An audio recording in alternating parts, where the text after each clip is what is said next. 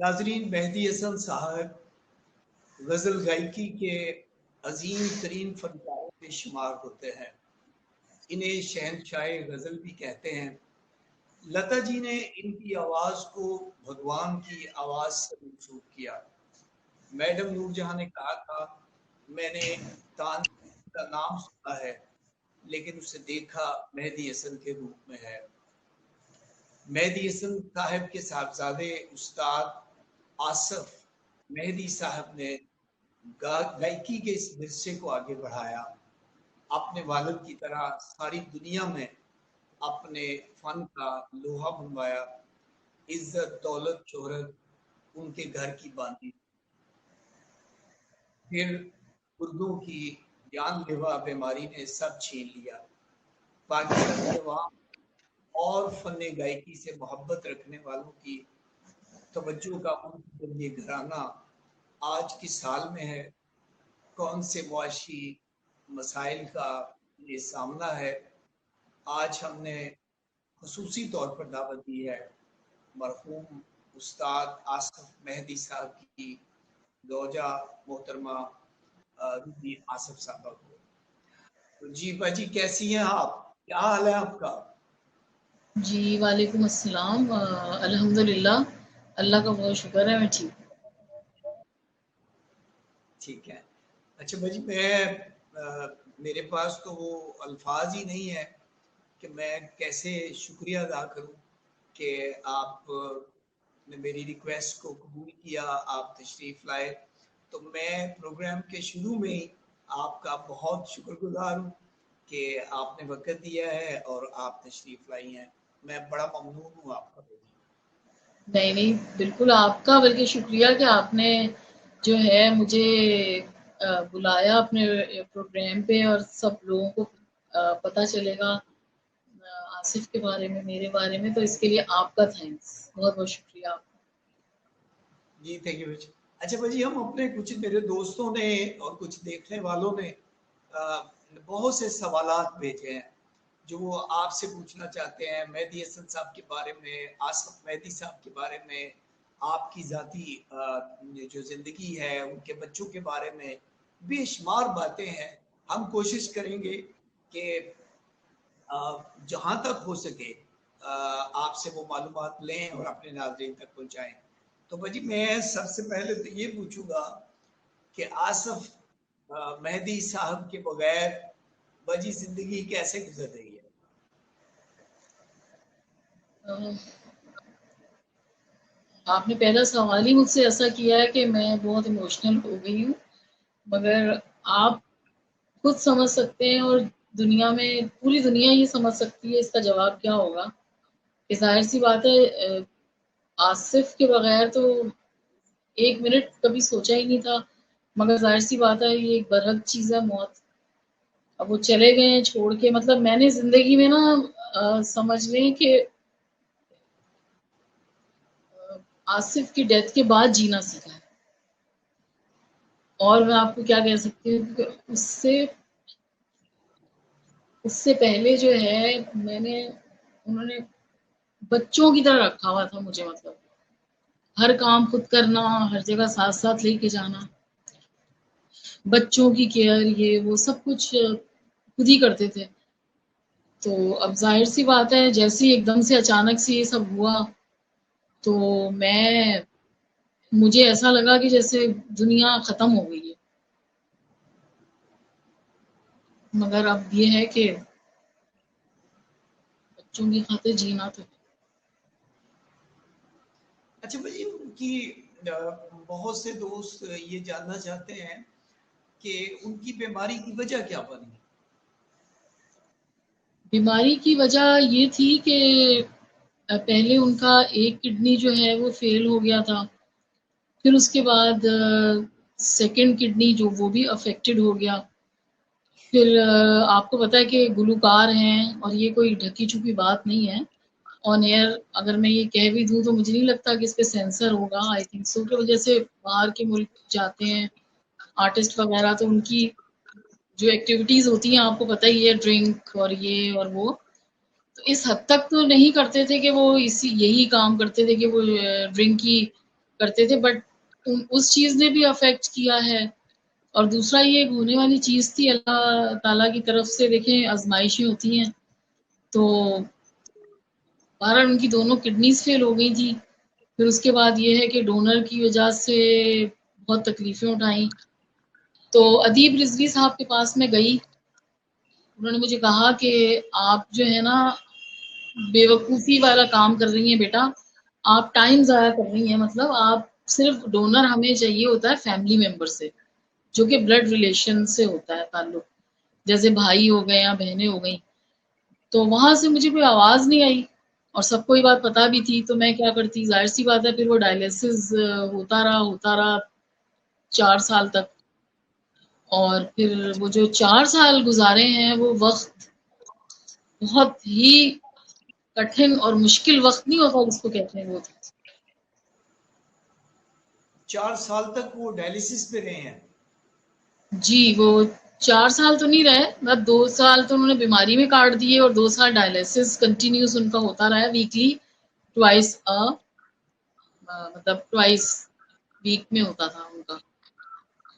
तो बची ये लाहौर में पहले जेरे इलाज रहे हैं या कराची में? नहीं, आगा खान हॉस्पिटल में ही रहे हैं।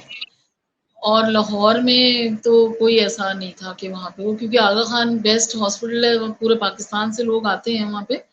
और वहाँ पे क्योंकि हर चीज़ एक ही छत के नीचे है, कभी भी टेस्ट करवाना हो, ब्लड चाहिए हो, कुछ भी चाहिए हो, तो वो लोग एट सडन हर काम कर लेते हैं। तो महंगा तो वो है हॉस्पिटल, मगर ये कि जहाँ तक हमारी कोशिश थी, जहाँ तक हमारे पास जो कुछ था अपनी सांसों के अलावा, वो हमने आसिफ के ऊपर बिल्कुल लगाया है। और कोई बड़ी बात नहीं है ये, ना ही कोई मैं कोई वो कर रही हूँ कि ऐसा वैसा। मुझे तो बहुत खुशी है, मैं कह रही हूँ मेरे पास तो और होता तो मैं लगा देती, काश मेरा गुर्दा उनसे मैच कर जाता।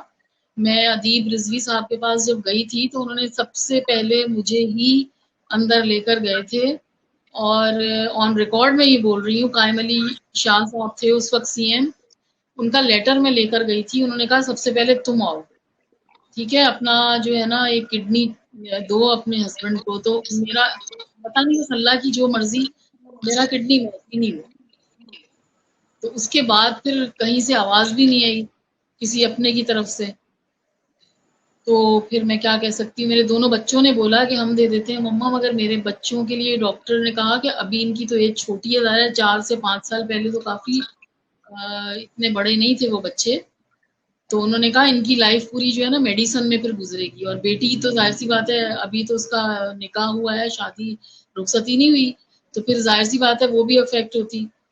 तो उसके बाद और भी बहुत सारे मसले हैं, जो ये तो एक वो मसला था जो आपने बच्ची के हवाले से पूछा।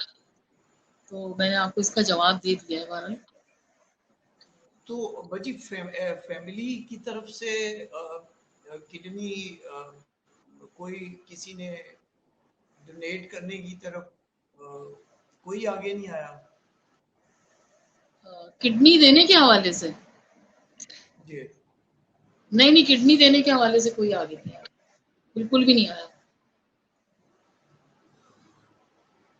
किडनी देने के हवाले से तो मैं आपको क्या बताऊं, वैसे भी हमें किसी ने मतलब सपोर्ट नहीं दी है। ये भी मैं चाहती हूँ कि दुनिया को पता चले कि लोग समझते हैं कि शायद हमें हमारे अपनों ने बहुत सपोर्ट दी है या फाइनेंशियली सपोर्ट दी है। मैं किसी के 100 रुपए जो होते हैं ना पाकिस्तानी, 100 रुपए की भी रवादार नहीं हूँ जो आसिफ की फैमिली से हो या कोई उनके भाई हो या बहनें हो। मैंने कभी किसी से नहीं मांगा। जो कुछ हमारे पास था कि मेरे बच्चों की YBR बाइक थी, गाड़ियां थी, आसिफ की गाड़ी थी, मेरा अपना जेवर था, मेरी बच्ची का बना हुआ जेवर था शादी के लिए, मेरी जिससे निकाह हुआ है अली हसन मेरा बेटा है, अभी उसका निकाह हुआ है, उससे उसकी जो चीजें थी उसने वो तक मेरे आगे आके रख दी कि मम्मा आप ये ले लें, बाबा से बढ़ के थोड़ी ये चीजें तो फिर भी बन जाएंगी। मगर हमारी हेल्प किसी ने भी नहीं की है। बस ये है कि जब आगा खान हॉस्पिटल में आसिफ एडमिट थे तो मलिक रियाज साहब ने हमारी बहुत मदद की और वो बहुत अच्छे इंसान है, मैं बिल्कुल ये बोलना चाहूंगी।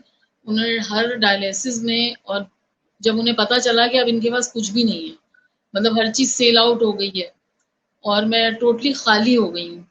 तब उन्होंने फौरन आके हेल्प की, उन्होंने हर चीज की पेमेंट मतलब वहां पे वो करवाते थे। तो वो एक ऐसे इंसान है पूरे पाकिस्तान में कि मैं कहना चाहती हूँ कि लोग समझते होंगे, मुझे नहीं पता क्या है, मगर मेरे लिए वो एक फरिश्ते की तरह है। जी तो बज मैं ये पूछना चाहता हूँ कि ये तो चीज सामने आ गई ना कि जब वो बीमार हुए तो जहाँ अपनों ने मुंह फेरा वहां पे गैर तो गैर थे, अपनों ने भी मुंह फेर लिया। तो वो गिला शिकवा नहीं करते थे, घर में कोई जिक्र नहीं करते थे कि कभी गिला नहीं किया उन्होंने, शिकवा नहीं किया? नहीं, आसिफ ने कभी गिला नहीं किया, क्योंकि आसिफ एक सेल्फ मेड इंसान थे। वो लाहौर में भी जब रहे हैं तो उन्होंने बड़ी शान शौकत से रखा है, और जहाँ जहाँ उनकी कोशिश होती थी वो वहाँ अपने बच्चों को और मुझे लेकर गए हैं, ऑल ओवर द वर्ल्ड, जहाँ जहाँ तक उनकी वो थी कि भाई मैं इनको लेके जाऊंगा, और वो साथ रखते थे। उसका गिला वो इसलिए नहीं करते थे कि गिला करके कोई फायदा ही नहीं था, और ना ही मैंने कभी उनको ये बोला था कि आप इससे मांगे उससे मांगे, हेल्प करें, ये करें वो करें, इससे लें उससे लें। वो उन्होंने गिला नहीं किया, बस अंदर ही अंदर शायद वो जलते होंगे और शायद उनको तकलीफ होती होगी, क्योंकि ऐसे ऐसे दोस्त जिनके लिए आसिफ मेहदी ने अपनी जान लुटा दी, जिनके लिए आसिफ मेहदी ने अपने आप को हटा के उनको प्रमोशन दी, उनको प्रमोट किया, उन्हें सॉन्ग्स दिलवाए, उनको क्या क्या नहीं किया, मगर उन्होंने ये तक नहीं किया कि कभी वो देखने आए, सिवाय एक शख्स जो हमारे घर आया था, वो भी मैं उनका नाम बिल्कुल लूंगी, क्योंकि जिन्होंने अच्छा किया उनका लेना भी चाहिए नाम, वो साहिर लोधी। वो घर पे जरूर आए थे, उन्होंने आके आसिफ से बहुत अच्छे तरीके से बात की, प्यार मोहब्बत से उनके लिए फ्रूट्स लाए, उनके लिए फूल लाए। हमारे लिए यही बहुत अच्छा था। और हॉस्पिटल में आए थे वो, किडनी सेंटर में भी आसिफ रहे, कुछ दिन रहे थे शुरू शुरू में, तो तब वो आए थे। मगर ये है कि उनका बहुत शुक्रिया कि वो आए थे। इसके अलावा बस सब कहने के हैं लोग, और एक एनजीओ है, एक एनजीओ का पता नहीं क्या नाम है, आर्ट्स फाउंडेशन है आई थिंक सो, उनको फैसल नदीम रन करते हैं। उन्होंने मुझे मतलब आर्टिस्टों से फंड वगैरह क्या लिया क्या नहीं लिया ये तो मुझे नहीं पता, मगर इतना मुझे जरूर पता है कि उन्होंने मुझे ना 1 लाख और 78,000, 1,80,000 कर लें, इतने अमाउंट दी जरूर आके। उसकी वीडियो बनाई, खूब वायरल हुई वो वीडियो कि जी ये तो सपोर्ट दे रहे हैं, ये तो वो कर रहे हैं, ऐसा कर रहे हैं, मगर इसके अलावा उन्होंने कभी मुझे कोई सपोर्ट दी नहीं। और ना ही उन्होंने कभी आगे बढ़ के, होता जाहिर है देखिए डायलिसिस हो रहा है, ट्रांसप्लांट के लिए जाना है, तो उसके लिए तो लाखों की क्या करोड़ों की जरूरत होती है, 1-1.5 करोड़ रुपए की मुझे जरूरत थी। तो बस इतना उसने किया, और उसके बाद फिर बहुत ज्यादा मतलब अपने आप को, हर इंसान ने ना आसिफ की वीडियो जरूर बनाई, पर हर इंसान ने अपने आप को आगे किया बस। और इससे तो ज्यादा मैं आपको क्या बताऊं। बज मैं ये पूछना चाह रहा हूँ कि ये जो फनकार बरादरी थी, तो इनकी तरफ से कोई सामने नहीं आया, ये सब भूल गए? आप नाम लेके पूछे कौन फनकार बरादरी बताइए, कोई भी नहीं आया। लेकिन निसफ सदी से जायद अरसा मेहदी हसन साहब और आसफ मेहदी साहब फिल्म इंडस्ट्री में रहे हैं, फिल्मी गैर फिल्मी बेतहाशा गीत गाए हैं, 25,000 से जायद मेहदी हसन साहब ने गीत गाए हैं, और जी, लोगों ने उनको उनकी आवाज से लाखों करोड़ों रुपए कमाए। तो जब उन पे बुरा वक्त आया तो फनकारों की तरफ से बज कोई नहीं आया पूछने? सॉरी किसकी तरफ से? ये आर्टिस्ट की तरफ से, फनकार बरादरी की तरफ से नहीं नहीं कोई नहीं, नहीं आया? फनकार बरादरी में से कोई नहीं आया, किसी ने कभी कोई हमारी हेल्प नहीं की। और बस ये है कि मिलने आए, वही मैंने आपको बताया ना, आउट फाउंडेशन वाले जो हैं वो लेकर आए थे एक दफा एक आर्टिस्ट हैं, एक दो जमाल अकबर हो गए, और वो ड्रामे में आती है ना बुशरा अंसारी की सिस्टर हैं अस्मा अब्बासी, वो बहुत अच्छी हैं, बहुत अच्छी हैं, बहुत प्यारी इंसान है। मगर मुझे तो नहीं पता कि अब उन्होंने उसको क्या कंट्रीब्यूट किया होगा, या जमाल अकबर साहब ने क्या कंट्रीब्यूट किया होगा। मुझे जो पैसे मिले वो मैंने आपको अमाउंट भी बता दी, 1,72,000 टोटल उन्होंने दिए बस। और आपको ये अंदाजा होना चाहिए कि आज के दौर में मुझे किचन भी चलाना है, मुझे बच्चे भी देखने, मुझे आसिफ का डायलिसिस भी कराना था, मुझे घर भी देखना था, मैं क्या करती आप मुझे बताएं। उसके बाद उन्होंने अपनी बस जगह जगह यही सुनने में आता था कि नहीं हम वो तो सपोर्ट दे रहे हैं, फैसल साहब तो सपोर्ट दे रहे हैं, फैसल नदीम सपोर्ट दे रहे हैं।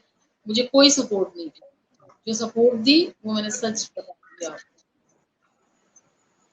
अच्छा भाजी, ये तो हो गया कि फनकार बरादरी की तरफ से कोई सामने नहीं आया है, और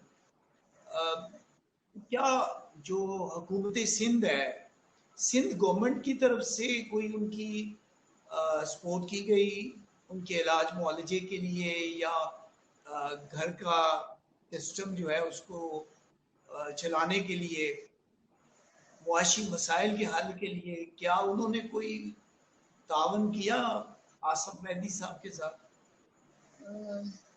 जी बिल्कुल, सिंध गवर्नमेंट जो है उन्होंने ताउन किया था, मगर इस तरीके से किया ताउन कि वो ताउन मेरे बिल्कुल सर आंखों पे। और सिंध गवर्नमेंट की मैं तारीफ थोड़ी सी करूंगी, क्योंकि वो उनमें जो भी लोग हैं वो अच्छे लोग हैं और वो एहसास करते हैं। शर्मिला फारूकी साहबा ने मुझे मेडिसिन के लिए 2 लाख रुपए का चेक भिजवाया, और फिर उसके 1 साल के गैप के बाद सीएम मुराद अली शाह साहब जो है उन तक ये बात पहुंची कि आसिफ मेहदी जो है बीमार है। मैंने एप्लीकेशन उनको लिखी थी। उसके बाद उनको ये भी पता चला कि मेरी बेटी है, वो बीमार हैं, उनको थोड़ा सा डायग्नोज हो गया था कैंसर का प्रॉब्लम। मगर अब मौला हुसैन की भीख, मैं तो यही कहूंगी, पंचतन पाक के सदके मेरे अल्लाह पाक ने, मेरे नबी ने उस बच्ची को शिफा दे दी है, और अब वो तंदुरुस्त और तवाना है, और वो उनकी फकीर है। ठीक है, और मेरे बच्चे इतने बड़े नहीं हैं, तो मैं आपको ये बता रही हूँ कि ये जब उन तक पहुंची तो वो एक ऐसे इंसान है, उन्होंने उसको फौरन सैंक्शन किया। और अमाउंट बता सकती हूँ मैं अमाउंट बता सकती हूँ ना? जी जी। हाँ, तो उन्होंने 7 मिलियन मेरी बेटी के लिए आगा खान में, मतलब उन्होंने बोला कि आधे जो है ना पैसे आप घर के लिए दे दें, जो ये आसिफ साहब के लिए डायलिसिस करवाती रहेंगी और अपने आप को देखेंगी और अपनी सारी जरूरियात को वो करती रहेंगी, बाकी जो आधे पैसे हैं 7 मिलियन में से वो इस बच्ची के एमआर में डलवा दें। तो उसके बाद ये हुआ कि हमें, मतलब जब भी कीमो वीमो इसकी सारी कंप्लीट हो गई बच्ची की, तो वो एमआर में पड़े रहे पैसे पूरे। उन्होंने गलती ये की सिंध सेक्रेटरीट वालों ने, उन्होंने पूरे के पूरे 7 मिलियन मुझे तो नहीं दिए, आधे पैसे उसमें से वो जमा करवा दिए इस बच्ची के एमआर में, हॉस्पिटल में। जब वो जी पैसे वहां पे जमा हो गए तो वो पड़े रहे 1 साल। 1 साल में, या एक छोटी मोटी जैसे होता है कि जी चेकअप चली गई, कभी उसके तकलीफ हो गई सर में, कभी वॉमिटिंग होगी तो वो गई। तो एक दफा जब वो गई तो पता चला जी एमआर में तो 1 रुपया भी नहीं है। तो हमने कहा नहीं, हमारे उसमें तो एमआर में है पैसे, और हमने उसमें से 1 रुपया भी खर्च नहीं किया। तो पता चला कि वो पैसे जो है सिंध सेक्रेटरीट वालों ने रिवर्स करवा लिए हैं। अब ये बात जो है, मुराद अली शाह साहब जो हैं सीएम जो पहले थे, उनको ये बात उनके इल्म में नहीं है। वो अच्छे इंसान हैं, उन्होंने तो हमें दे दिए। अब उनके दिमाग में तो यही बात होगी ना आज तक के, मैं रूबी आसिफ को या मेहदी हसन के जो बेटे हैं उनकी फैमिली को मैंने ये हेल्प आउट किया है। वो पैसे रिवर्स हो गए और अब अकाउंट में 1 भी रुपया नहीं है, यानी कि वो हाथ में हमारे नहीं आए, ना ही हमने यूज किए।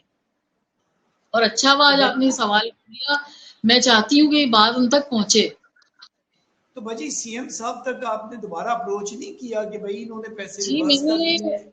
मैंने इतनी अप्रोच की है, मैंने इतनी एप्लीकेशंस डाली हैं, मगर जो अब जैसे मिसाल के तौर पे मैं घर में बैठी हूँ और मुझसे कोई मिलने आता है गेट पे, अब अगर उसको गेट पे ही कुछ कह दिया जाए कि वो मिलना नहीं चाहती, वो घर में नहीं है, वो है ही नहीं, वो तो बाहर गई हुई है, तो फिर बाहर वाला क्या कर लेगा? गेट तोड़ के तो नहीं आ सकता। तो जाहिर सी बात है, अब यही सिलसिला चल रहा है वहाँ सीएम हाउस में। हमने तो कोशिश की है, मैंने बड़ी दफा बोला है, मैंने फोन पे बोला है कि ठीक है आप मत अपॉइंटमेंट फिक्स करवाएं, आप जो हैं डायरेक्टली मेरी फोन पे बात करवा दें सीएम से 1 मिनट की। उन्होंने नहीं करवाई, क्योंकि मैं उनको यही बात बताना चाह रही थी कि सर आपने जो हेल्प आउट किया था, अब वो पैसे मेरे पास नहीं है और मैंने उसमें से 1 रुपया खर्च भी नहीं किया था, वो सारे के सारे रिवर्स हो गए हैं आपके गवर्नमेंट के फंड में। तो मैं ये बताना भी चाह रही हूँ, इस पर बल्कि आप फोकस करें ताकि उन तक ये बात पहुंचे कि मुझे कोई अब मेरे पास नहीं है पैसा। बाकी जहां तक ये है कि सिंध गवर्नमेंट के पास कभी भी मैं गई हूँ, मिलने गई हूँ, तो उन्होंने बिल्कुल किए। और आसिफ के लिए जो जब आसिफ के लिए बिल्कुल उन्होंने पहले दिए थे पैसे सिंध गवर्नमेंट ने, मगर ये जो बेटी वाला सीएम साहब ने किया था, ये पूरे पैसे रिवर्स हो गए थे जी। तो ये देखिए, मैं ये नाजरीन, ये जो हमारा जो क्लिप है ये पीपल्स पार्टी के ग्रुप्स में भी शेयर होगा और सारे लोग इसको देखेंगे। तो मैं ये रिक्वेस्ट कर रहा हूँ सीएम साहब से, सीएम सिंध से, कि बराए मेहरबानी आप इस पे तवज्जो दें, इस पे आप नोटिस लें कि आप ने जब डोनेट किए हैं, आपने एक अच्छा काम किया है, तो फिर ये पैसे क्यों रिवर्स हो गए? तो इसकी तरफ फौरी तौर पे तवज्जो देने की ज़रूरत है। और दूसरा ये कि अलमिया है कि मेहदी हसन साहब की फैमिली के अफराद जिन्हें पूरी दुनिया जानती है, वो सीएम साहब से नहीं मिल सकते हैं, तो फिर एक आम आदमी कैसे मिल सकता है? ये ये सवाल सर मैंने किया है कि जब नहीं, हमारे वो साथ ऐसा सलूक हो रहा है तो फिर लोगों के साथ कैसा सलूक होता होगा। कि एक आम आदमी फिर कैसे मिल सकता है? कि अगर मेहदी हसन साहब का खानदान के फर्द नहीं मिल सकते तो फिर सीएम को कौन मिल सकता है? अच्छा, तो बजी ये सारी जो दुखों की दास्तां है, अभी बजी महंगाई है, मुल्की हालात इस कदर ख़राब हैं, ज़िंदगी लोगों की अजीरन हो चुकी है, अभी ये बिजली के बिल नहीं बेड़ा गर्क किया हुआ है, तो बजी कैसे मैनेज कर रही हैं फिर?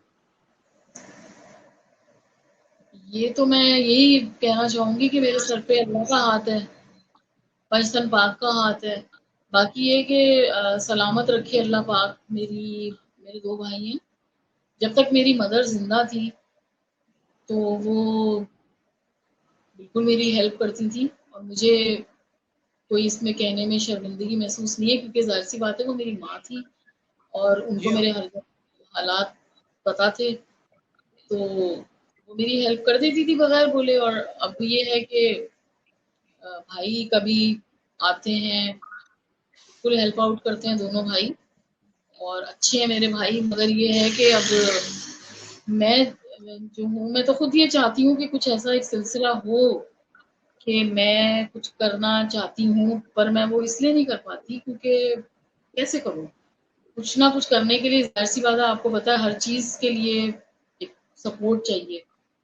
दूसरा मैं आपको एक और बात बता दूं, कुछ लोगों के जहन में ये बातें भी हैं कि जब ये वीडियो एक बनाई थी उसने, जेडीसी वाले ने, जफर अब्बास ने आके, कि उसने तो अपनी अच्छाई की कि भाई ये देखिए ना इतनी परेशानी में है, ये करें वो करें, तो वो फंड्स वगैरह आना शुरू हुए ही थे तो कुछ मसले मसाइल हो गए थे उन्हें।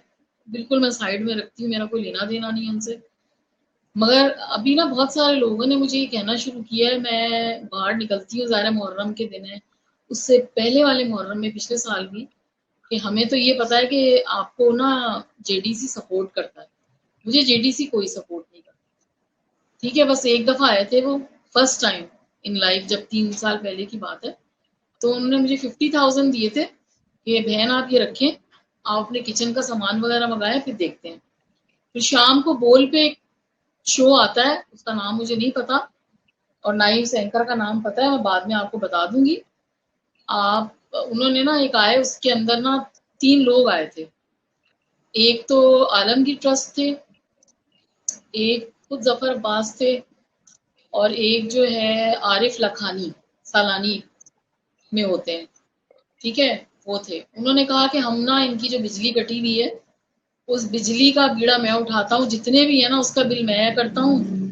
और एक ने कहा कि हम ना इनको सपोर्ट देंगे, और एक ने कहा मैं आसिफ का पूरा खर्चा उठाऊंगा। बस वो एक इंटरव्यू था, और उसके बाद आज तक 1 रुपया भी नहीं हमें सपोर्ट मिली कहीं से। बजी ये जो सिंध आर्ट्स काउंसिल है, इनकी तरफ से या बेतहाशा वहाँ पे एनजीओज हैं, उनकी तरफ से भी कोई नहीं आया? ये जो आर्ट्स काउंसिल है जहाँ पे अहमद शाह साहब होते हैं, जी जी हाँ। जी, अहमद शाह साहब बहुत अच्छे इंसान हैं, बहुत सॉफ्ट हार्टेड हैं, उनकी बुराई मैं नहीं करूंगी बिल्कुल आप। मगर ये है कि जहां तक उनकी देखिए पहुंच है, मैं जो बोलना चाहती हूँ वो ये कि जैसे 6 महीने में या 1 साल में वो गाए बगाए इसी तरीके से हेल्प करते हैं। मगर आप खुद सोचें कि आजकल, जैसे आपने खुद अपने मुंह से भी बोला कि भी इतनी महंगाई है और आप कैसे सरवाइव कर रही हैं। अगर मुझे 2 लाख रुपए का चेक मिल जाता है या 1 लाख रुपए का चेक मिल जाता है, आप मुझे बताएं, मैं किचन की ग्रोसरी भी लेने जाती हूँ ना, जहाँ सस्ती चीजें मिलती हैं, तो वहां पर भी 50-60 हजार रुपए की तो ग्रोसरी ही आ जाती है। तो वो कभी उन्होंने मुझे मतलब मना नहीं किया किसी चीज के लिए, मगर वो हेल्प आउट जिस तरह करने का होता है, बस यही है। बाकी मैं क्या बोलूँ आपको, सब। बजी मैं बार बार ये क्वेश्चंस पूछ रहा हूँ ताकि जो असल सूरत हाल है वो पाकिस्तान के अवाम तक, और जहाँ जहाँ मेहदी हसन साहब के और आसम मेहदी साहब के चाहने वाले हैं उन तक सही जो तस्वीर है वो पहुँचे। अब देखिए ना, मैं जैसे कि आप बता रही हैं जी जो उनकी वफात के बाद जिन मसाइल में से आप गुजरी हैं, जिस तरह उनके डायलिसिस होते रहे, फिर उनके किडनी ट्रांसप्लांट का इशू था, किसी ने जी ट्रेड नहीं दिया, जहाँ गैरों ने मुंह फेरा वहां पे अपने भी लूट गए, और आप बेतहाशा मुश्किलात का शिकार रही हैं। फिर सीएम की तरफ से आपने जिक्र किया कि पैसे दिए लेकिन फिर पैसे रिवर्स कर लिए। तो ये तो मैं क्लिप जो है ये पीपल्स पार्टी वालों को भेजूंगा। हमारे राणा साहब हैं, ये एमएनए का इलेक्शन, उन्होंने एमपी का ये इलेक्शन आप भी बस ये बात सीएम साहब तक पहुंच जाए ना, मुराद अली शाह भले वो अब सीएम है या नहीं है, मैं ये चाहती हूँ उन तक ये बात पहुंचे कि आपने जो 7 मिलियन दिए थे मेरी बेटी को वो रिवर्स हो गए। दूसरा, मेरी एक बहुत गुजारिश है जो कि मैं करे जा रही हूँ। जब आसिफ की डेथ हुई तो मुझे ताजियाती प्रोग्राम में बुलाया था वहां पे आर्ट्स काउंसिल में, और तब भी लोगों के जहन में यही था कि शायद मुझे कोई चेक वेक मिला है या मुझे कुछ पैसे मिले हैं। मैं ये क्लियर कर दूं, मुझे 1 रुपया कुछ भी नहीं मिला था तब भी। बस मेरी रिक्वेस्ट है कि मुझे ना, मैं हर इंसान, मैंने गवर्नर हाउस में भी ये एप्लीकेशन दे रखी है, और मैंने पहले भी दी थी, और मैं भी कुछ दिन पहले भी देकर आई हूँ।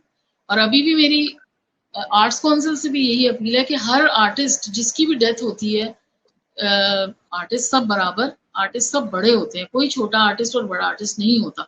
मैं ये नहीं कहना चाह रही कि आसिफ बहुत बड़े आर्टिस्ट थे या वो बहुत छोटा आर्टिस्ट है। देखिए, आर्टिस्ट आर्टिस्ट होता है। मगर मैंने उनसे भी यही हमेशा कहा है कि मुझे वजीफा लगवा के दे दें आप प्लीज। और मुझे कोई भी मतलब नहीं है कि इतना वजीफा लगा दें कि कम से कम मैं सुकून से, जो है ना, सुकून तो मेरी जिंदगी में अभी भी है, क्योंकि देखिए मुझे भी ना, मैं ज़ाहिर आसिफ मेहदी की बीवी हूँ, तो आपने देखा है कि मैंने कभी भी इस तरह किसी से डिस्कस नहीं किया, ना मैं कुछ कहना चाहती हूँ लोगों से। मगर जहाँ मैं मेरी समझ वो रहा हूँ, मैं बजी समझ रहा हूँ, लेकिन मैं बजी ये पूरी कोशिश हम करेंगे कि आपका ये जो क्लिप है ये पीपल्स पार्टी की लीडरशिप के जरिए, गवर्नर साहब के जरिए, और हमारे एक बड़े अच्छे दोस्त हैं कनाडा में, वो लीगल सेक्रेटरी रहे हैं बेनजीर के, मतलूब रैस साहब, तो मैं उनके लिए पूरी कोशिश करूंगा कि ये क्लिप जो है ये सीएम तक पहुंचे इंशाल्लाह। हम बजी सवालात की तरफ आते हैं। अब मैं ये आखिरी क्वेश्चन इस हवाले से पूछना चाहूंगा आपसे कि उनके चाहने वाले तो लाखों में थे, तो चाहने वालों में से भी कोई सामने नहीं आया? नहीं, चाहने वाले तो इतने वैसे वैसे हैं कि आपकी सोच है। मैंने आपको अभी पहले वाले सवाल पे यही बताया था जब आपने प्रोग्राम शुरू किया था कि आसिफ तो वो इंसान थे कि उन्होंने अपने बारे में कभी नहीं सोचा, बल्कि दूसरों के बारे में ज्यादा सोचा है कि मैं इसको प्रमोट कर दूं, मैं इसको बिजनेस करवा दूं, मैं इसको घर लेके दे दूं, मैं इसको प्लॉट लेके दे दूं। मगर मेरे ज़हन में तो कोई ऐसा नाम नहीं आ रहा कि कभी उसने आके मेरे हाथ में मतलब कोई चीज दी हो, और मैं चाहती भी नहीं हूँ, अच्छा हुआ बल्कि ऐसा हो गया, क्योंकि फिर वो एहसान हो जाता हम पे। मगर मुझे चलिए, शर्मिंदगी होती है, शर्म आती है। और वो ऐसे ऐसे प्रमोटर हैं, उनमें से एक दो प्रमोटर्स भी हैं जो बजी जिन्होंने मैं आसिफ आपसे लेकर गए बजी हैं। मैं आपसे जी। बजी आप मैं आपसे प्रोग्राम कर रहा हूँ, आप यकीन कीजिए मुझे शर्म आ रही है कि यार इतना बड़ा फनकार और गायकी की तारीख में अजीम तरीन फनकार, शहनशाह गजल, जिसके बारे में लता जी कहती हैं कि उसके गले में भगवान बोलता है, और फिर सारी दुनिया उसकी दीवानी। और देखिए कि जब ये दुनिया से चले गए तो आप देखिए मैं हैरान हूँ कि ये जो मेरे नाज़रीन ये प्रोग्राम जो देख रहे हैं, तो मैं तो यही कह सकता हूँ ना कि इस तरह से अपने हीरोज के साथ सलूक करना ये इंतहाई गैर इखलाकी और गैर मुहज़्ज़ब है। और शायद हम तो यही सोच सकते हैं कि शायद उन तक ये बात नहीं पहुंची है या उन तक मैसेज नहीं पहुंचा है।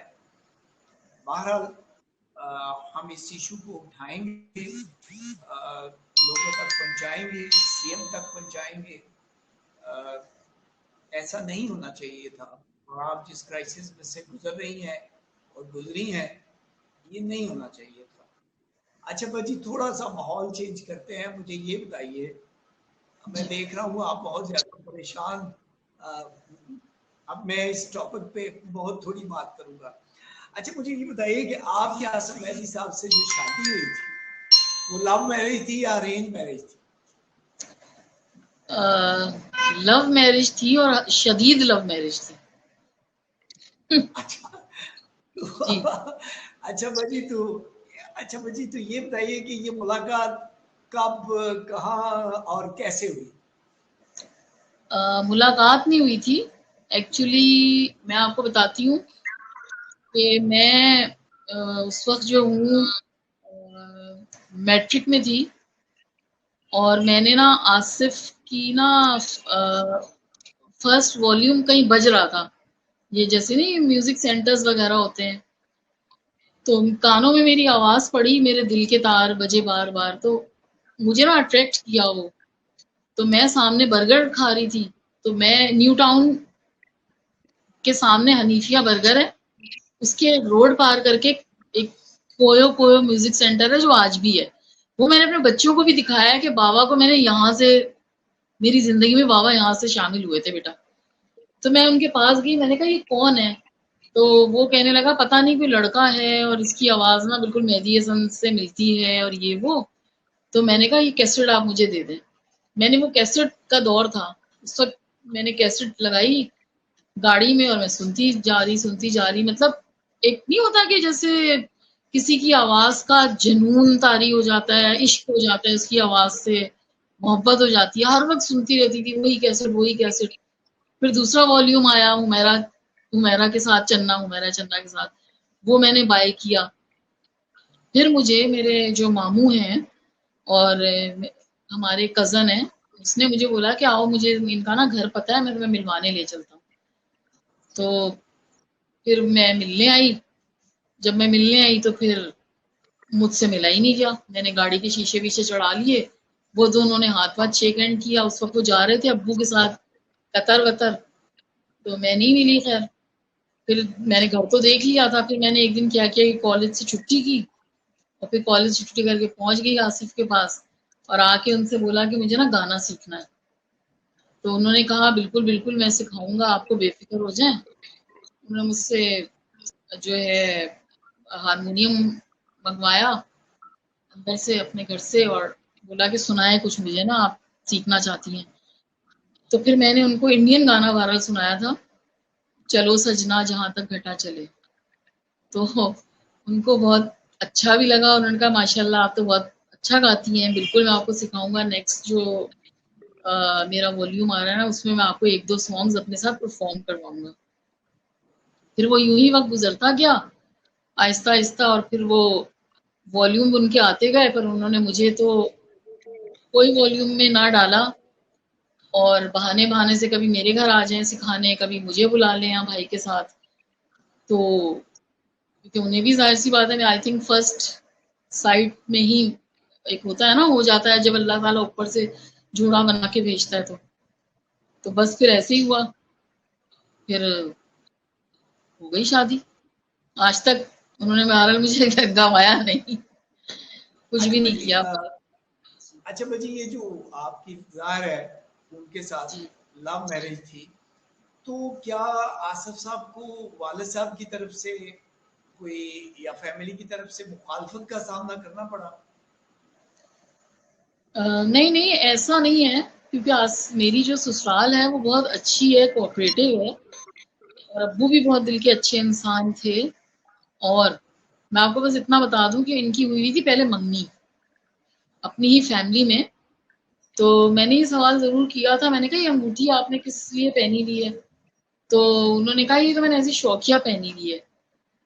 तो उन्होंने खुद अच्छा। ही जाके 2-3 दिन बाद मंगनी जो है मतलब खत्म कर दी।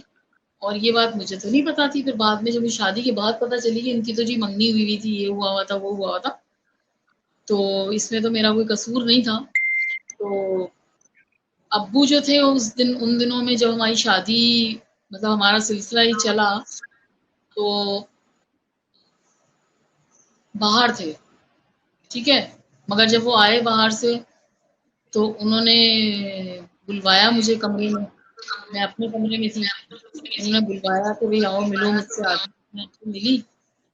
तो उन्होंने देखा मुझे, उन्होंने सर पे हाथ रखा, उन्होंने कहा भाई कोई ऐसी बात नहीं है, जैसे मेरी बड़ी बेटी है, उनकी 3 बेटियां हैं, अगर मेरी 3 नंदे हैं, वैसे ही मेरे लिए तुम भी हो और इजी होके काम किया करो। क्योंकि ना हमारी फैमिली थोड़ी सी मतलब माशाल्लाह यहाँ पे थोड़ा बरादरी सिस्टम और थोड़ा पर्दे वगैरह का काफी सिस्टम है। उन्होंने कहा नहीं बस तुम सर पे दुपट्टा रख लिया करो और इजी होके काम वाम करा करो, कोई ऐसी बात नहीं। उन्होंने तो मुझसे बहुत प्यार से बात की थी। और उसके बाद से लेके अब तक मैं आपको ये बता दूं कि जितनी मोहब्बत मेरे बच्चों को मिली है ना, आसिफ का जो बेटा है अली हसन मेहदी, और जितनी मोहब्बत मेरी बेटी को मिली है जिसका नाम है सोनिया हसन, और इन दोनों बच्चों को बहुत ज्यादा प्यार मिला है दादी और दादा की तरफ से। मतलब समझे पूरे घर वालों ने इतना इनको प्यार दिया और इन्होंने ही पाला। जब मेरा तीसरा बेटा हुआ था, लाहौर में हुआ है वो, उसका नाम है वली हसन। तो तब मुझे दुनिया कहती थी और मेरे घर वाले मेरे ससुराल वाले फोन करके बोलते थे अब पता चल रहा है कि माँ क्या चीज है ना, पाल रही हो तुम बच्चे, तुम्हें पता चल गया होगा रातों को उठना और ये और वो। मैंने कहा हाँ भाई अब पता चल रहा है। क्योंकि यहाँ पे तो वाकई बहुत प्यार मिला है, बहुत मतलब मैंने कभी अपनी अम्मी जो है आसिफ की मदर मदर इन लॉ, उनको कभी मैंने सास नहीं कहा। कभी मैंने किसी के सामने इस तरह नहीं बोला कि ये मेरी सास है, मैंने हमेशा अम्मी कह के बुलाया है और अब्बू को अब्बू कह के बुलाया है। और उन्होंने भी हमेशा बच्चों की तरह अपनी बेटियों की तरह ही प्यार किया। अच्छा भाजी, जब आप को ये कंफर्म हो गया कि भाई अब मेरी शादी हो रही है आसिफ मेहदी साहब के साथ, तो आपकी क्या फीलिंग्स थी कि इतने बड़े अजीम फनकार का बेटा है और मैं उस घर की बहू बनने वाली हूँ? तो कुछ फीलिंग्स तो थी ना आपकी, क्या महसूस करती थी? बस आसिफ से शादी हो रही है, ये बहुत ज़्यादा खुशी थी, और अब्बू की बहू बन रही हूँ, इसकी भी बहुत खुशी थी।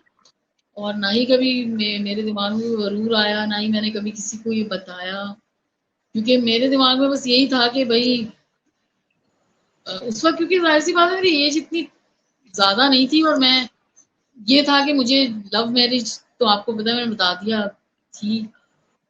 तो और फखर की बात तो ये है ही, क्योंकि अब्बू आपको पता है मेहदी हसन खान साहब लेजेंड हैं, एक ही थे, एक ही हैं और एक ही रहेंगे। अल्लाह ताला ने वो सांचा बना के मुझे लगता है तोड़ दिया है, अब दूसरा कोई हो नहीं सकता उनकी जगह। तो मेरे लिए भी फखर की बात है और हमेशा रहेगी कि उनका नाम मेरे साथ है। अच्छा बजी, आसिफ मेहदी साहब को बहसीयत शोहर कैसा आपने पाया है? आसिफ शौहर तो कम, दोस्त ज्यादा, मेरे फ्रेंड थे वो, ठीक है। और ये कि मैं उनको प्यार से जो है ना, जब फर्स्ट डे मैं इस घर में आई हूँ तो मैंने उनको प्यार से, मैं उनको जानू कहती थी और वो मुझे जान कहते थे। ये भी मैं आपको आज बता दूं। और वो कहीं नहीं शर्माते थे, इंडिया हो, जापान हो, लंदन हो, दुनिया का कोई जगह जहां भी उन्होंने जाना, भरी महफिल में अगर उन्हें किसी चीज की जरूरत है, कि जैसे छालिया तंबाकू का रह गया है मेरे पर्स में, या उन्हें किसी चीज की नीड है, पानी चाहिए या कुछ भी, तो वो इसी तरह माइक पे आवाज देते थे, जान, जाए। कभी वो नहीं शर्माते थे। अब आप इसी से अंदाजा लगा लें कि वो कैसे होंगे। साथ रखते थे, बच्चों से प्यार, बच्चों से खेलना, घुमाना फिराना, और हर चीज की इजाजत, किसी चीज के लिए कभी मना नहीं किया।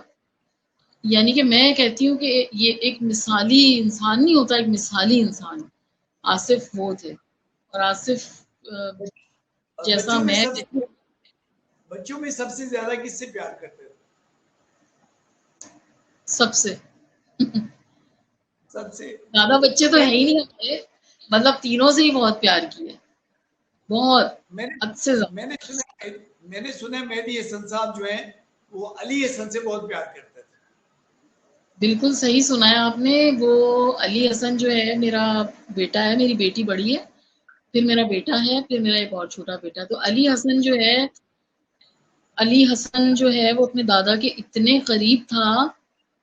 एक तो वो उसको अली हसन कम, अली हसन भी उन्होंने नाम दिया था, और फिर बाद में उसको शेर खान कहने लग गए थे जब वो 9 महीने का हुआ ना, क्योंकि माशाल्लाह बड़ी बड़ी आंखें और ये चेहरा इतना बड़ा, और मतलब जैसे नहीं शेर टाइप का होता बच्चा, हैवी। तो वो अब्बू के ही पास रहता था, अब्बू की बस पास ही रहता था समझ लें हर वक्त। तो वो अपने मुंह से यूं करके छालिया का दाना निकालते थे और अली हसन के मुंह में डाल दिया करते थे। अली हसन भी समझता था कि मैं दादा की तरह पान खा रहा हूँ। तो अली हसन को तो अब्बू ने बहुत ज्यादा प्यार किया और अम्मी ने भी बहुत प्यार किया, तो बहुत बच्ची करीब थे, सबसे ज्यादा चाह। मेहदी हसन साहब जाहिर है आपके यहाँ आते थे, रहते थे। आपने उन्हें कैसा इंसान, किस तरह के रूप में देखा, कैसा इंसान आपने पाया उन्हें? लाहौर जब आते थे, जब का पूछ रहे हैं ना आप? जी। वो जाहिर सी बात है, देखिए पहली बात तो ये कि मेरे लिए एक रिस्पेक्टेबल ऑनरेबल ये बात थी कि आसिफ के फादर हैं वो। और अब्बू जब आते थे तो हमारे घर में ऐसा लगता था कि कोई 50-60 लोग आ गए, क्योंकि इतनी रौनक हो जाती थी उनके आने से, इतनी रौनक कि कभी मुझसे आप मंगवाइएगा, मैं आपको वीडियोस भेजूंगी। लाहौर में आपको पता है आर्टिस्ट ही आर्टिस्ट थे पहले, ये तो अब हुआ है ना कि यहाँ सब शिफ्ट हो गए क्योंकि काम और फिल्म इंडस्ट्री बंद हो गई है। यानी कि डेली की रूटीन में ना 10 से 5 लोग मिलने आते थे अब्बू से, और माशाल्लाह खाना चढ़ा हुआ होता था, और अब्बू का बाजा खुला हुआ होता था। कभी कोई आ रहा है कदमों में बैठा हुआ है, तो कभी कोई आ रहा है कदमों में बैठा हुआ है। डाइनिंग टेबल फूलों की उससे बुकेज से भरा हुआ होता था, और लोग, कोई कुछ ला रहा है तो कोई कुछ ला रहा है, खां साहब खां साहब खां साहब। और हमारे लिए तो वो एक फखर का मोमेंट होता था और खुशी होती थी मुझे, यानी कि और एनर्जी आ जाती थी मुझ में काम करने की, मुझे खुशी होती थी। वो तो बहुत, मैं आपको बता रही हूँ, जब ज़ाहिर है आसिफ ऐसे हैं तो अब्बू कैसे होंगे, वो भी बस कमाल, बहुत अच्छे। अच्छा भाजी, एक क्वेश्चन और। आपने जाहिर है कि मेहदी हसन साहब को भी गाते सुना बहुत जी करीब से, और जी। मेहदी साहब को भी करीब से गाते हुए सुना। सच्ची सच्ची बताइएगा आपने मुझे कि आपको दोनों में से किसकी आवाज ज्यादा पसंद थी? ये सवाल तो बनता ही नहीं है ना, आपको करना भी नहीं चाहिए था, अच्छा, क्योंकि ये सवाल आपने बड़ा बच्चों वाला कर लिया। देखिए मेहदी हसन साहब एक ही थे, उन जैसा कोई गा ही नहीं सकता। ये तो मैं कह रही हूँ ना, पूरी दुनिया भी अगर आप वोट डालेंगे ना तो वो यही कहेंगे कि देखिए वो कुछ और थे। ये एक अलग बात है कि आसिफ मेहदी उनके जानशी थे और प्रिंस ऑफ गजल थे, और उनके अंदर, आसिफ के अंदर अब्बू की बहुत सारी अदाएं नहीं बल्कि सारी अदाएं थी। पान खाने का स्टाइल, चूना खाने का स्टाइल, कुर्ता पजामा पहनने का स्टाइल, वेस्ट कोट पहनने का स्टाइल, बाजे पे हाथ रखने का स्टाइल। और शुक्र मेरे उस जात का, अल्लाह पाक का, के आवाज भी कहीं ना कहीं आपने सुनी होगी कि मैच होती थी। और अब जबकि उरूज पे वो जा रहे थे गजल की तरफ, आहिस्ता आहिस्ता इंसान जाता है, जाहिर सी बात है। तो बहुत ज्यादा लोग कहने लग गए थे कि माशाल्लाह माशाल्लाह, अब तो आसिफ तुम्हारे अंदर वो बात आ गई है कि तुम काफी मेच्योरिटी भी है, ये वो। तो फिर बस वो बीमार हो गए। अब ये अल्लाह जानता है कि ये नजर थी या क्या था, मैं क्या कह सकती हूँ। अब्बू का कौन मुकाबला करेगा, ये आप मुझे तो बताएं। तो इसीलिए मैंने ये सवाल पूछा है। अच्छा मुझे ये बताइएगा कि आसिफ मेहदी सब खाने में क्या ज्यादा पसंद करते थे? आसिफ खाने में जो है उनको ना, मतलब मीट गोश्त ज्यादा पसंद था, मटन पसंद था, कीमा बहुत ज्यादा पसंद था। और वो चिकन का वो वाला सालन जिसमें, ये राजस्थानी है ना ये लोग, बेसिकली इंडियन राजस्थानी, तो ये बनवाते थे ज्यादा, डेली की रूटीन में हमारे घर बनता था। तो वो शोरवे वाला सालन होता था चिकन का, उसके अंदर रोटी तोड़ के उनको चूरी बना के फिर दी जाती अच्छा थी, साथ सैलेड और दही और ये और वो चीजें इसका। अच्छा, तो आसिफ मेहदी साहब कोई गेम वगैरह में भी कोई दिलचस्पी रही उनको जिंदगी में? गेम्स में, क्रिकेट? जी। बिल्कुल है। वो जब उनके पीटी सर भी आके मुझसे मिले थे जब मेरी शादी हुई है, तो उन्होंने मुझे बताया कि ये जो है जिमनास्टिक बहुत अच्छी करता है।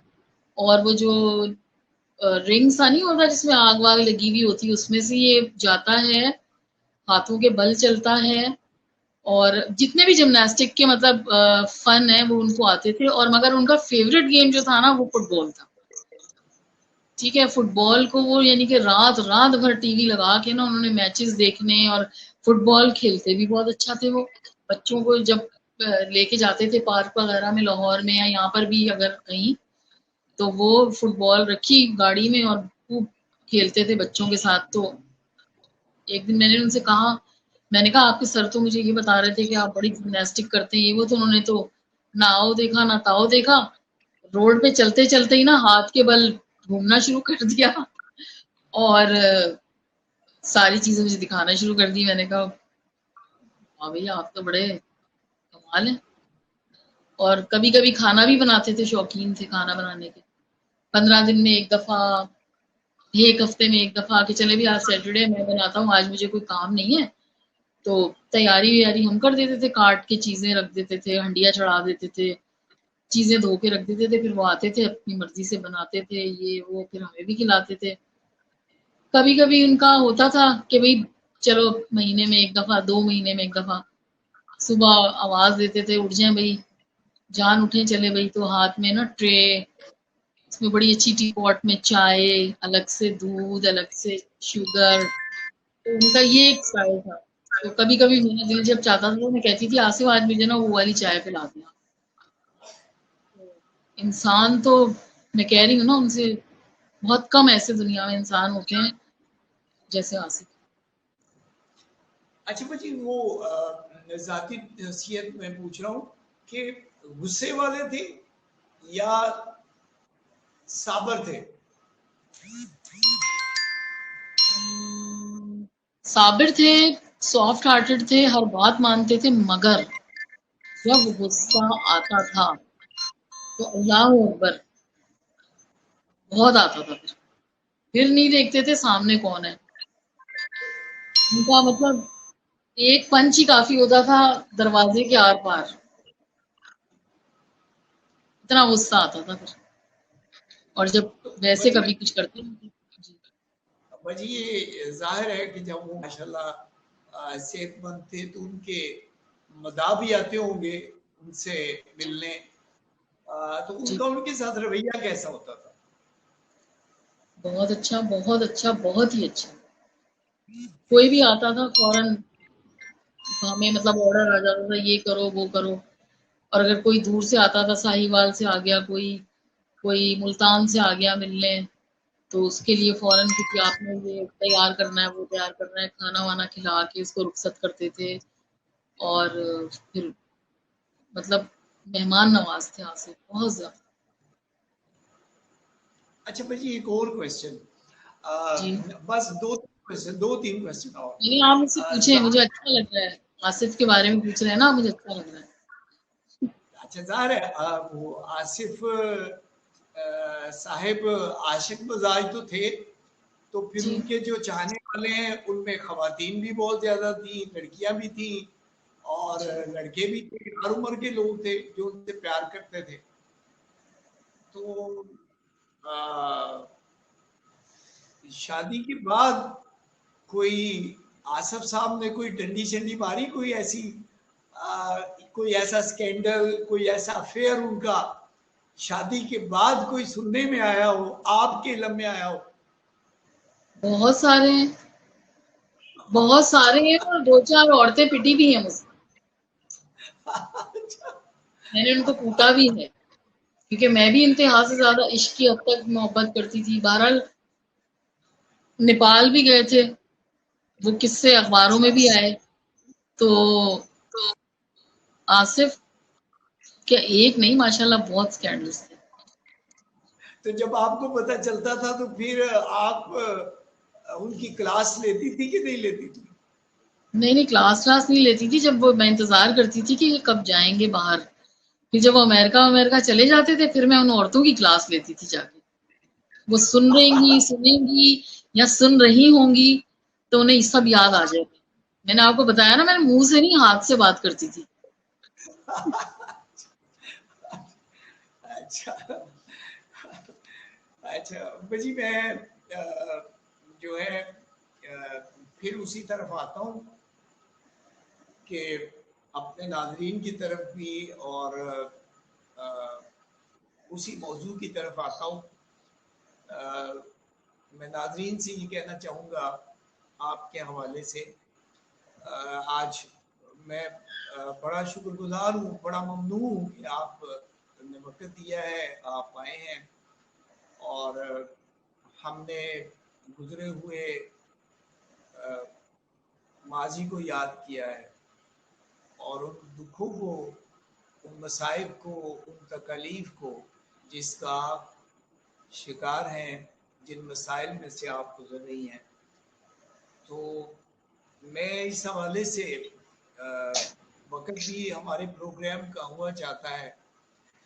पहले मैं बजी आपसे आखिरी क्वेश्चन, आखिरी सवाल कि आप सिंध गवर्नमेंट से और मेहदी हसन साहब के पूरी दुनिया में जो चाहने वाले हैं, आप उनसे क्या कहना चाहेंगे? मैं चाहने वालों से तो बस यही कहना चाहूंगी कि आप उनकी मग़फ़िरत के लिए दुआएं करें, और जितना हो सकता है उनके लिए दुआएं करें। और बाकी मैं कुछ नहीं कहना चाहूंगी, क्योंकि देखें, बस वही वाली बात है ना कि जिसे होता है वो खुद कर लेता है कॉल या पूछ लेता है। मैं सिर्फ उनसे दुआ की ही दरख्वास्त करूंगी। बाकी गवर्नमेंट से मुझे देखिए कोई शिकायत नहीं है, मैंने आपको बताया। बस ये है कि सबको सब कुछ पता है। ये मैं मान ही नहीं सकती कि आप किसी भी जगह सीएम हाउस में कदम रखें, सिंध सेक्रेटरीट में कदम रखें, आप गवर्नर हाउस में कदम रखें, आप जहां जाएंगे ना सबको दास्तान का पता है, सबके पास पेपर्स थे, सबके पास डिटेल्स थी कि बच्चे भी बीमार हैं, हस्बैंड भी बीमार है, मगर उस वक्त हेल्प नहीं हुई। उसके बाद ये है कि अब जो एक गवर्नर आए हैं कामरान टेसूरी साहब, उन्होंने बिल्कुल मुलाकात की थी मुझसे 1 साल पहले और उन्होंने कुछ वादे किए थे और उन्होंने उसी वक्त एट द स्पॉट फोन मिला के बोला कि भाई ऐसे ऐसे करें, मगर जिन लोगों ने हाँ की थी, जैसे वो जो भी है उनका नाम मत पूछें, कि भाई हाँ हम इनको ना इतनी हेल्प करेंगे, उन्होंने हेल्प इतनी नहीं की मगर बस की, ठीक है, उन्होंने फौरन एक्शन लिया। अब दोबारा मैंने उनसे मतलब रिक्वेस्ट की थी कि सर अभी तक कुछ भी राय अमल नहीं हुआ, तो उन्होंने दोबारा मुझे उम्मीद दिलाई है कि बिल्कुल हो जाएगा, क्योंकि मुझ तक ये बात नहीं पहुंची थी और उनको ये बात वाकई नहीं पता थी। अब उनको ये बात पता चल चुकी है, तो मैं ये उम्मीद करती हूँ कि बिल्कुल मेरे सारे मसले वो हल करेंगे, क्योंकि वो एक अच्छे इंसान हैं। इंसान जब मिलता है फेस टू फेस, उन्होंने हमें बहुत इज्जत दी थी, उन्होंने हमारे साथ बैठ के लंच किया, उन्होंने हमसे सारी बातें पूछी, डिस्कस किया, ये बहुत बड़ी बात है कि किसी के लिए इतना टाइम निकाला उन्होंने, वो अच्छे इंसान है। तो अब उन तक ये बात पहुंची है दोबारा, तो मैं उम्मीद करती हूँ कि वो कुछ ना कुछ उन्हें करना चाहिए। बाकी मैं आपसे बस ये कहूंगी कि इस प्रोग्राम के थ्रू मैं जो हूँ आपसे यही कहूंगी, एक तो मेरी ये वाली आवाज पहुंच जाए कि मेरी बेटी के जो पैसे थे वो रिवर्स हो गए, मुझे ना दें, और उन तक ये बात पहुंच जाए कि अब उसमें आपने जो 7 मिलियन दिए थे मेरी बेटी सोनी सकीना को, वो नहीं है, रिवर्स हो चुके हैं। दूसरी मैं एक रिक्वेस्ट ये करूंगी कि मैं मिलना चाहती हूँ, मैंने बहुत कोशिश कर ली जरदारी साहब से मिलने की, मैंने बहुत कोशिश कर ली बिलावल साहब से मिलने की, मुझे कोई मिलने नहीं दे। मैं सीएम हाउस में जाती हूँ, बैठी रहती हूँ, हर चीज का पता है मुझे, हर जगह का, हर काम, हर बंदा मेरी मुझसे मिलता है, सबको पता है, मगर ये गलत बात है कि उन तक ये बात नहीं पहुंचाई जा रही। तो जब उन तक ये अच्छा जी, बात मेरे एक दोस्त हैं, उन्होंने जी एक सवाल भेजा है। उन्होंने कहा कि आगा साहब ये सवाल जरूर बाजी से पूछें। और वो ये पूछना चाह रहे हैं कि आसिफ मेहदी साहब ने डेथ से पहले, जब वो थोड़े सेंसेस में थे, बात कर सकते थे, तो कोई ऐसी बात जो उन्होंने आपसे की हो, कोई ऐसा वाकया जो सिर्फ आप जानती है, जिसके बारे में बस आप ही को पता है, या उनकी फीलिंग्स क्या थी, कि जाहिर है उनको भी पता था कि मैं अब इस दुनिया से जा रहा हूँ, और कोई ऐसा वाकया, कोई ऐसी बात, कोई ऐसी गुफ्तगू जो बस आप जानती हैं, जो उन्होंने आपसे कही हो, बच्चों के बारे में या आपके बारे में, क्या बात करते थे? बीमारी से पहले भी वो यही बात करते थे, जब वो सेंसेस में भी थे काफी, और जब बीमार थे तब भी हॉस्पिटल में 1-2 दफा बस यही बात हुई थी कि मैं जब परेशान होती थी, तो जाहिर सी बात है, एक इंसान है जिसने मुझे कभी देखा ही नहीं परेशान, हर वक्त खुश देखा है, तैयार हुए हुए देखा है, वो देखते थे, तो अब भी यही बोला।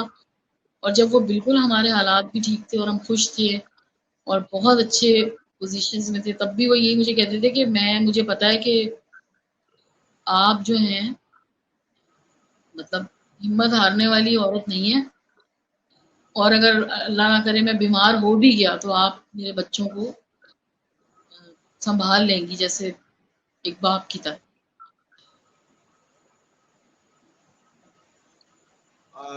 बाजी, मैं प्रोग्राम के आखिर में मैं नाजरीन से मुखातब होना चाहता हूँ कि देखिए, मेहदी हसन साहब ने, जहाँ तक मेरे इल्म में है, 25,000 से जायद फिल्मी और गैर फिल्मी गीत गाए। उन्हें तमगा इम्तियाज भी मिला, सदारती तमगा, हुस्न कारकर्दगी भी मिला, हलाल इम्तियाज भी मिला, निगार अवार्ड मिले, इंडिया से सैगल अवार्ड मिला, नेपाल जी से गोरखा दक्षिणा अवार्ड और लातादाद अवार्ड मिले। फिर ना जाने क्यों कौम उस शख्स को, उसके खानदान को भूल गई जिसने दुनिया में पाकिस्तान का नाम रोशन किया। मैं खुसूसी तौर पर सदर पाकिस्तान आसफ अली जरदारी साहब से, वज़ीर आज़म शहबाज शरीफ साहब से, वज़ीर आला पंजाब मरियम नवाज साहबा से, वज़ीर आला सिंध मुराद अली शाह साहब से और उन तमाम लोगों से जो मेहदी हसन साहब से, आसफ मेहदी साहब से, उनके ख़ानदान से मोहब्बत करते हैं। मुश्किल की इस घड़ी में इस ख़ानदान का अमली तौर पर साथ दें। अपनी मोहब्बत से, अपनी चाहत से साबित कीजिए कि आप मेहदी हसन के ख़ानदान से प्यार करते हैं। बची आपका बहुत शुक्रिया। इंशाल्लाह फिर आप, मुझे सॉरी सॉरी, मैं आपसे एक क्वेश्चन अगर मैं कर सकती हूँ? जी जी जी सॉरी, आपके प्रोग्राम का टाइम भी शायद कम होगा। मैं आपको सिर्फ ये बताना चाहती हूँ कि मेरा बेटा जो अली हसन है, अभी उसने अपने दादा का तराना जो है वो वीडियो बनाई है और उसको लाइव अली हसन साहब, अली हसन साहब अगर हैं तो जरा उनका हम चेहरा देखना चाहेंगे, अगर आप उन्हें बुला दें, अगर यहाँ पे अवेलेबल हैं तो। अभी तो वो गया हुआ है इस वक्त, मगर आप ये मैं आपसे रिक्वेस्ट करूंगी कि मैं आपको लिंक भेज दूंगी और आप ना वो लिंक चला दें। वो ये वतन जी तुम्हारा है उसने परफॉर्म किया ताकि 14 अगस्त को मेरे बेटे का लोगों को पता भी चल जाए। और मैं ये चाहती हूँ कि प्लीज उसको मैं प्रमोट करना चाहती हूँ, मगर मैं इस तरह प्रमोट नहीं करना चाहती कि आपको खुद पता है कि वो किसका पोता है और किसका बेटा है। ठीक है, मैं ये चाहती हूँ कि इज्जत हो, एहतराम से हो। तो मेरी ये ख्वाहिश है कि मतलब हो। और आप भी, बल्कि मैं चाहती हूँ कि जितने भी सुनने वाले हैं, सब सुन रहे हैं, वो उसकी आवाज सुन के मुझे ये आपको बताएं कमेंट्स में, और उसके चैनल को सब्सक्राइब भी कर लें और उसको ये कमेंट में बताएं कि उसकी आवाज कैसी है और किस हद तक क्या मिलती भी है दादा या बाबा से या नहीं। तो वो मैं आपको ना ये वतन तुम्हारा, उसने ना वीडियो भी बनाई है और उसने गाया है और एक उसने धमाल गाया है। 2-3 चीजें उसने की हैं। तो मैं चाहती हूँ कि आप इसके हवाले से दुनिया को बल्कि बताएं कि मतलब ऐसा है। और भाई, ये तो आपकी बड़ी खुशी की बात बताई है कि जी अली हसन साहब जो है वो अपने बाप दादा के इस विरसे को लेकर आगे चल रहे हैं। और ये मैं थर्ड इसी हवाले से, जनरेशन है, थर्ड जनरेशन। थर्ड जनरेशन, और जी जाहिर है पता है जो मेहदी हसन साहब के खानदान को जानते हैं उनको पता है वो खिलाफत घराने से तल्लुक रखते हैं। और मेरा ख्याल है कि अली हसन साहब जो है वो कोई 18वीं पीढ़ी है, जी मेरा ख्याल है 18वीं पीढ़ी है इस मौसीकी के इस घराने की। तो हम उनके लिए दुआगो भी हैं कि अल्लाह पाक उनको अपनी रहमतों के साए में रखे। और वो जो फिल्म इंडस्ट्री जो 19वीं आमीन सदी से जायद अरसा तक मेहदी हसन साहब और आसफ मेहदी साहब की आवाज़ से ये लोग करोड़ों अरबों रुपए कमाते रहे हैं। तो मैं उनसे भी ये कहूँगा कि वो उनका फर्ज बनता है, ये उनका जो है वो उनको प्रायोरिटी देनी चाहिए। ये उनका हक बनता है, उनका फर्ज बनता है कि उनको प्रमोट करें और उन्हें लेके आए बड़े ऑनर से, बड़ी इज्जत से, बड़े एहतराम से, क्योंकि वो एक अजीम फनकार के खानदान से तल्लुक रखते हैं। तो बाजी मैं इसके साथ ही आपसे इजाज़त चाहूँगा। इंशाल्लाह फिर वक़्त मिला फिर आपको तकलीफ देंगे। जी और जरूर। अपना ख्याल रखिएगा, अल्लाह पाक आपको सलामत रखे। मैं आपका दोबारा बहुत ज़्यादा ममनून हूँ, बहुत शुक्रगुजार हूँ कि भाजी आपने मुझे वक्त दिया, मेरी रिक्वेस्ट पे तशरीफ़ लाई। मैं आपके लिए दुआगो भी हूँ और इंशाल्लाह हम पूरी कोशिश करेंगे कि आपकी आवाज़ जो है ये मेहदी हसन साहब के चाहने वालों तक पहुंचे और हुकूमत सिंध तक पहुंचे। आप कुछ कहना चाहेंगी बेटी? आप किस हवाले से? कोई बात करना चाहेंगी मेहदी हसन साहब के चाहने वालों को, कोई मैसेज देना चाहेंगी? देखिए, चाहने वालों ने अगर करना होता तो वो 3 साल में कर चुके होते बहुत कुछ। मैंने आपको पहले भी कहा था, अगर देखिए चाहने वालों ने करना होता तो वो 3 साल पहले से कर चुके होते। ऐसे प्रमोटर्स भी हैं, ऐसे प्रमोटर्स हैं जो आसिफ को लेके जाते रहे। उनको मैंने आसिफ अली हसन के सॉन्ग्स भी भेजे हैं कि आप मेरे बेटे को अब करें, और उन्होंने आगे से मुझे कोई जवाब नहीं दिया। इसलिए अब मैं भी उनको जवाब नहीं देना चाहती।